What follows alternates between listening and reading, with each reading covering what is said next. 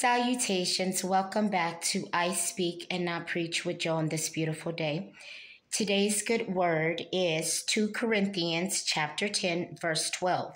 And it says, not that we dare to classify or compare ourselves with some of those who are commending themselves, but when they measure themselves by one another and compare themselves with one another, they are without understanding. Which is driven from, I guess, Paul's error, and simply was pertaining teachers that, and let's just say persons in high positions, thinking so highly of themselves that they compare themselves to one another, but not understanding that they're both lacking righteousness and they're both faulty.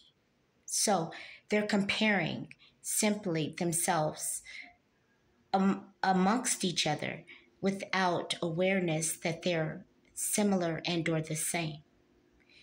When you are comparing yourself to something, number one, you should not do. For what God has for that man, God may not have for you. What God needs for that man to do, God may not need for you to do. So we all have our own journeys, and we must embrace that because we all have different past, which leads us to our placements in life, right?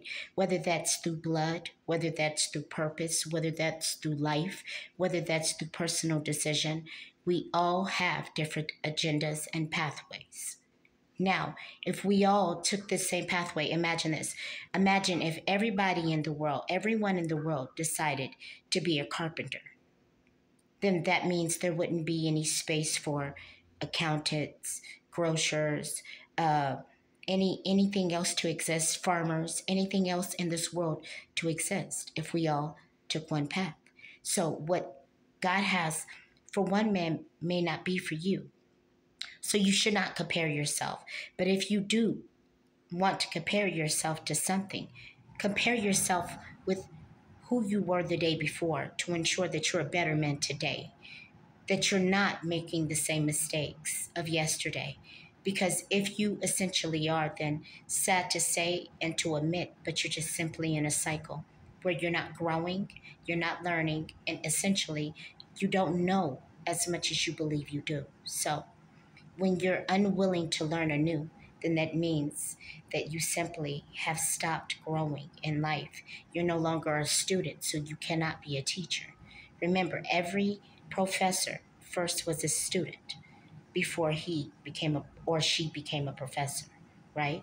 Every clergyman first was on mission before he shared his testimony. So remember that it's important for us not to compare ourselves.